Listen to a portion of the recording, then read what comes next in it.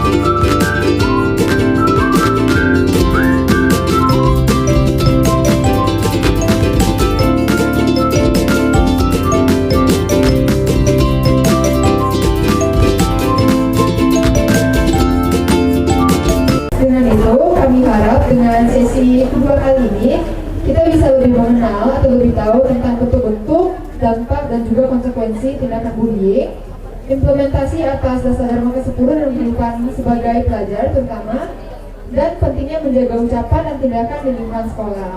Jadi, tanpa berlama-lama lagi, kami undang Ibu Retna. Silakan Ibu. Ya. Terima kasih.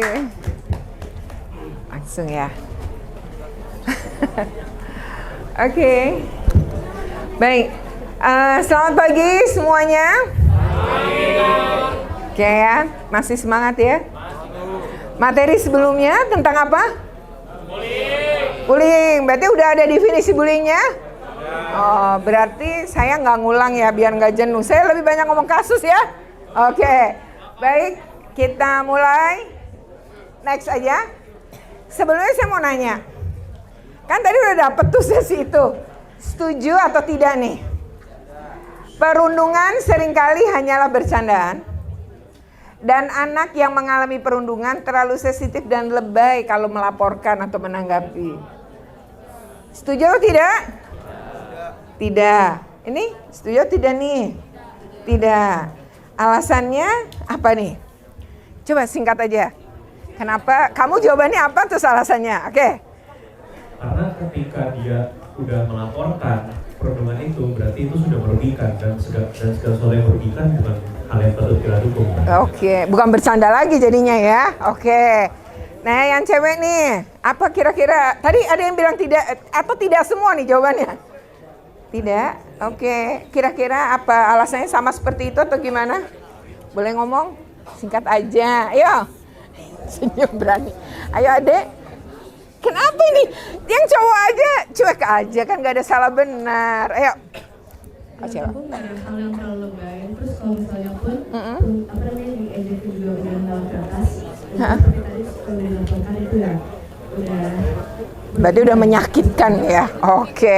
Kita beri tepuk tangan untuk dua yang sudah menjawab ya. Terima kasih. Nah, berarti udah tepat ya. Next kita Oke. Sebenarnya kalau prinsip perundungan, tadi beberapa juga di situ, tadi juga ada yang bertanya. Kalau kritik termasuk merundung nggak gitu? Nah mari kita lihat, kalau kritik apakah termasuk merundung? Kalau dia dikit-dikit nyalahin, misalnya kamu ketua tim, ketua regu, lalu ada anggota yang dikit-dikit apapunnya kamu lakuin tuh salah dan diungkapkan secara langsung. Kan berarti ada keberulangan. Tapi kalau dia mengatakan memang pada saat itu tepat untuk dikritik, dan memang itu untuk kepentingan kemajuan tim, ya enggak, itu bukan perundungan. Jadi mari kita lihat perundungan itu. Pertama, dia agresif. Agresif tuh pakai marah. Jadi seperti ada rasa sakit di diri dia yang mengatakan ini. Atau ada rasa kebencian. Ya, entah dari mana nih, misalnya baru kenal, kok tiba-tiba udah benci, ya emang berarti ada masalah sama diri dia gitu. Ya, yang kedua, itu dilakukan berulang enggak? Kalau cuma sekali, ya enggak, itu biasa aja. Tapi kalau setiap saat selalu salah, itu baru bentuknya berulang. Itu termasuk yang mungkin kamu terima dari orang di dekat kamu. Misalnya orang tua kamu berulang, bukan gitu maksudnya, atau kamu sudah mencapai, oh cuma itu. Nah, itu adalah bentuk yang bisa kita sebut bully karena berulangan. Nah, termasuk kalau kamu misalnya ini kan udah SMA, hormon kamu adalah di dalam psikologi perkembangan adalah sudah mulai menyukai lawan jenis. Itu hal wajar. Justru yang nggak ngalamin itu yang tidak wajar gitu. Nah, ketika itu terjadi, kamu mulai misalnya punya pasangan, ya, pacaran. Nah, ketika ini yang dimaksud bulinya tuh misalnya gini, dia yang ngajak nonton, dia yang ngajak makan. Tapi setiap nonton dan makan kamu yang bayar, itu juga bentuk kekerasan ekonomi. Itu jatuh bully tapi bentuknya kekerasan ekonomi. Kamu dimanfaatkan namanya.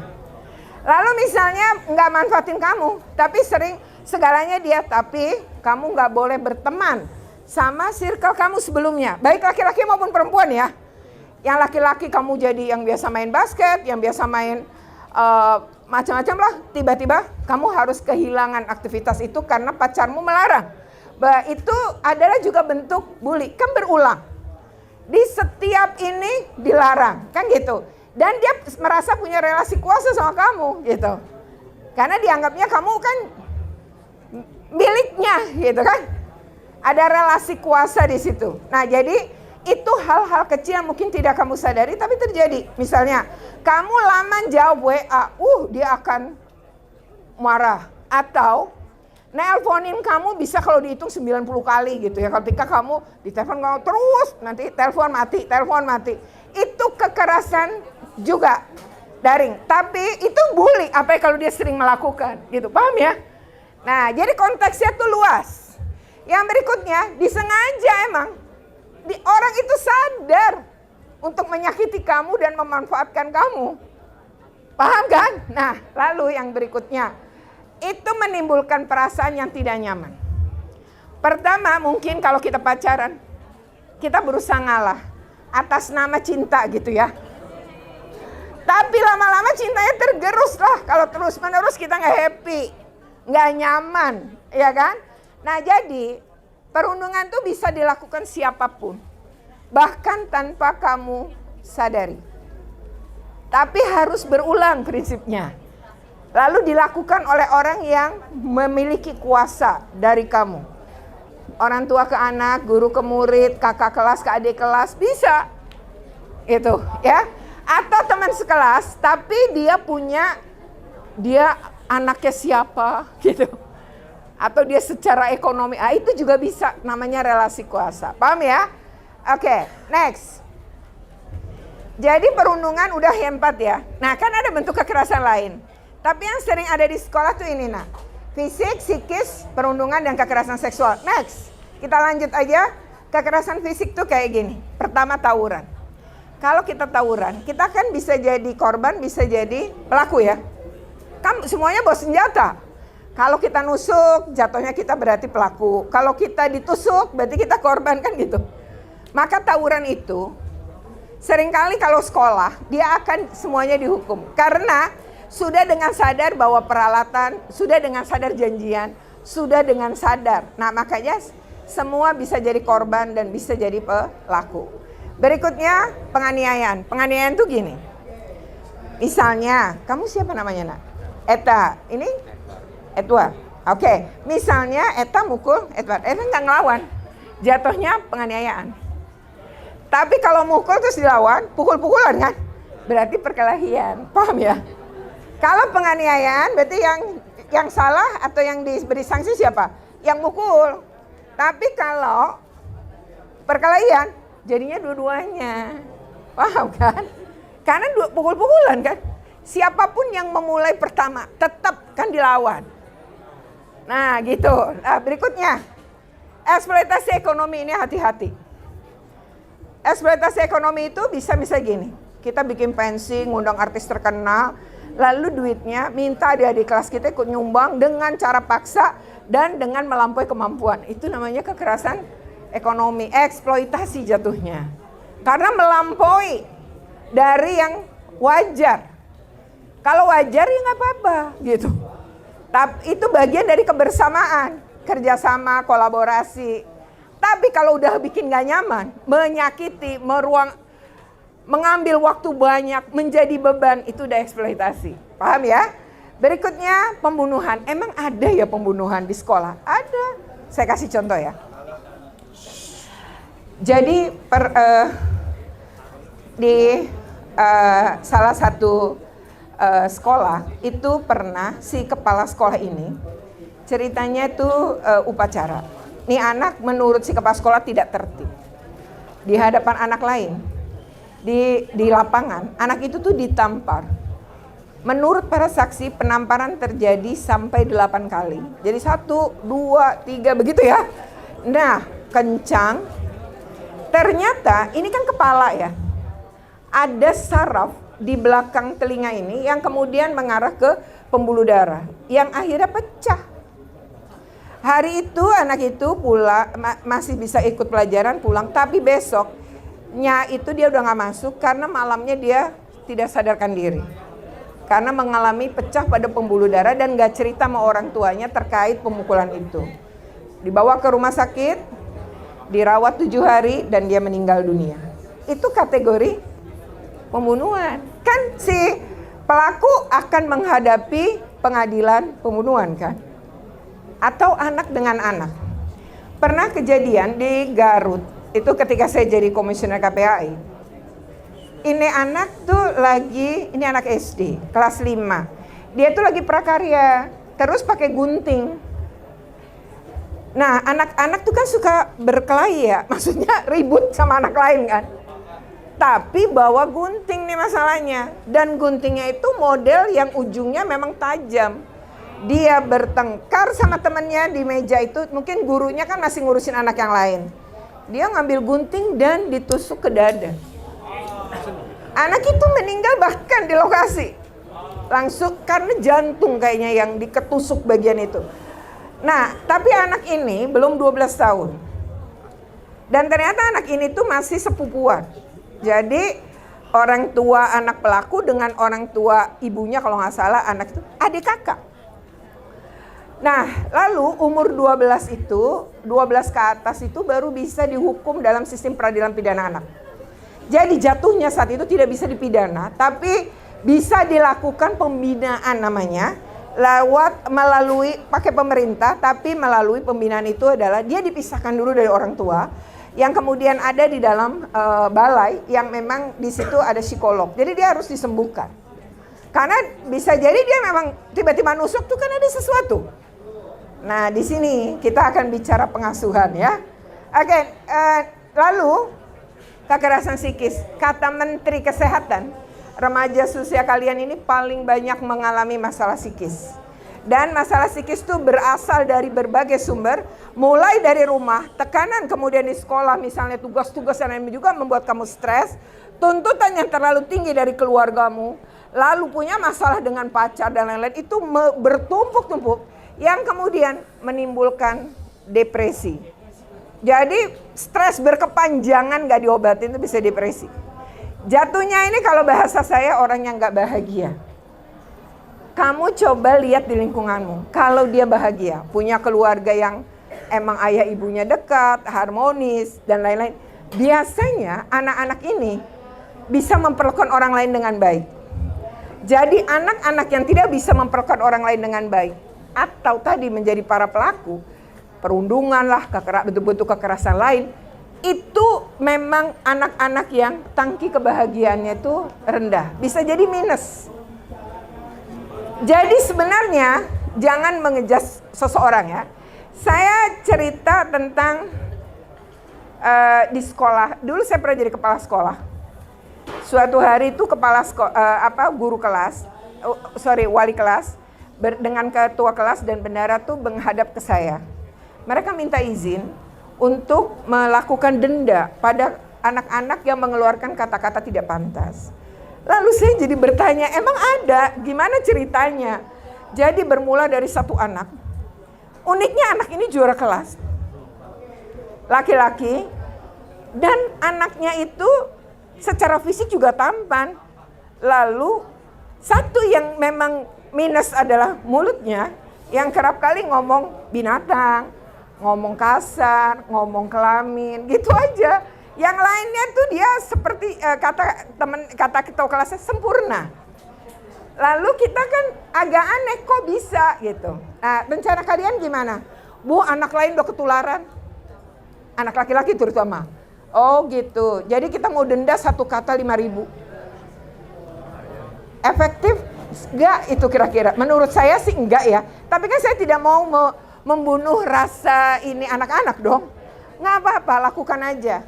Nanti kita evaluasi. Begitu kan. Singkat cerita dilakukan, diumumin pada hari Senin pas jam balik kelas. Singkat cerita udah diumumin, oke ya kita sepakat ya teman-teman ya. Selesai. Anak itu langsung mengeluarkan kata-kata kasar. Dia langsung mengumpat. Lalu kata bendahara, denda 5.000. Dia maju dong ke depan, ngeluarin dompet. Dia keluarin uang 100.000. Nih ya saya deposit 19 kata lagi. Artinya nggak ada manfaatnya kan. Sumbernya dia, yang lain ikutan. Lalu dia didenda, nggak masalah. Nah seringkali kita memberi sanksi pada orang, sanksi itu belum tentu punya efek jera. Bagi dia, enteng, uang jajan dia lebih dari itu. Dia bisa ngomong 20 kata di hari itu yang kasar dan diterima, kan udah bayar. Merusak tatanan kan? Oke, anak-anak menghadap saya lagi, itu saya bilang, ya sudah. Mau tetap diberlakukan atau tidak? Kalau diberlakukan ke anak lain, ke dia enggak, kan namanya diskriminasi. Udah Bu, kita stop dulu. Ya udah. Kembalikan uang 100.000-nya berarti. Oke, selesai. Nanti saya bantu untuk nyelesain. Entah bisa apa enggak, tapi saya akan bantu. Singkat cerita, anak ini tuh namanya 4. Panjang banget gitu loh. Saya menghafalnya aja susah tuh, tapi saya coba hafalin. Saya panggil semua wali kelasnya, waktu di kelas 1, di kelas 2, saya panggil semua guru BK di kelas 1, kelas 2. Saya cari informasi sebanyak tentang anak ini. Anak orang kaya, ayah ibunya karir mentereng, bapaknya lulusan ITB, ibunya lulusan UI. Anak ini tunggal, sempurna segalanya. Lalu kenapa itu terjadi? Pasti ada sesuatu. Jadi untuk tahu ya deketin aja dulu anaknya.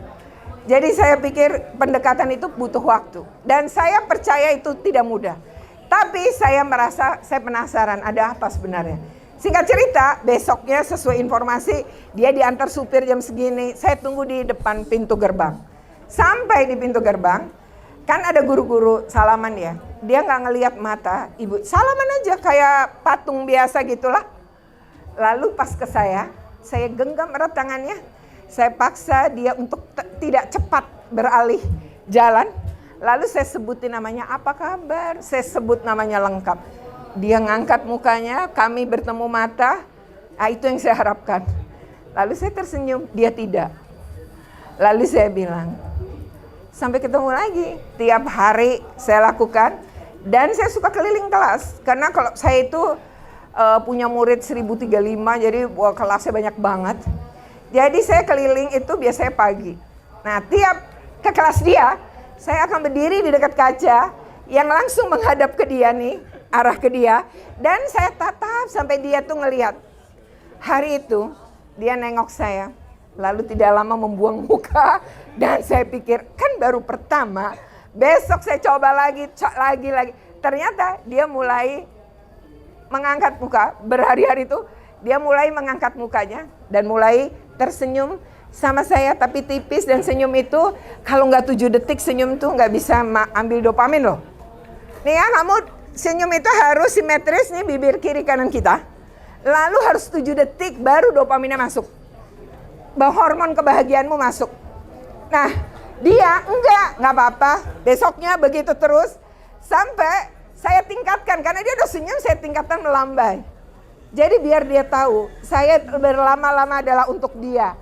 Jadi senyum, saya nggak dibalas lambaiannya, tapi nggak apa-apa. Tapi kan dia selalu nengok dan senyum. Suatu hari, saya nggak inget ya, mungkin itu hari ke-14 atau 15, saya lupa. Dan saya masih akan terus melakukan, entah berhasil atau tidak. Hari itu hujan deras, supirnya terlambat dan membutuhkan waktu karena bannya juga pecah selain karena kemacetan. Jadi dia rupanya datang ke ruangan saya, ketok pintu. Selamat pagi, selamat sore Bu Kepala Sekolah, ya boleh nggak saya duduk di sini nunggu supir saya bla bla bla. Oh oke, dengan senang hati silakan, tapi saya periksa surat bentar ya, tanda tangan. Kamu duduk di situ, mau ngomong-ngomong, kamu mau minum apa? Es teh manis, dengan cepat ngomong es teh manis, 2 gelas.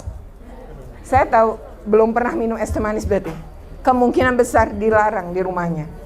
Jadi saya langsung, oke siap, saya panggil OB dan suruh bikinin es teh manis. 2 gelas besar saya bilang. Dia sambil nunggu, dia bilang gini, saya masih baca surat. Bu, boleh nggak naikin kaki ke meja? Kan sofa ada mejanya, kecil. Boleh, kaca loh pada mejanya. Boleh, tapi nggak lepas sepatu. Boleh, lakukan.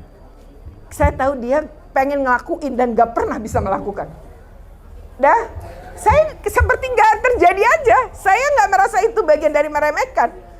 Dah, saya nulis. Dah, saya duduk di dia dan dia mulai bertanya. Ibu anaknya berapa? Oh berarti dia sudah mulai pengen tahu saya. Terus karena saya sebenarnya udah banyak tahu tentang dia. Dan dia pasti tahu itu karena ini anak pintar. Dan sekolah, orang yang lebih lemah dari dirinya dan dia perlakukan gitu. Jadi ini masalah psikis ya. Makanya mati. Makanya ketika kita bicara masalahnya adalah di psikis, maka kita harus cari sumber masalah. Jadi kita nggak bisa nyelesain masalah yang sama untuk setiap orang.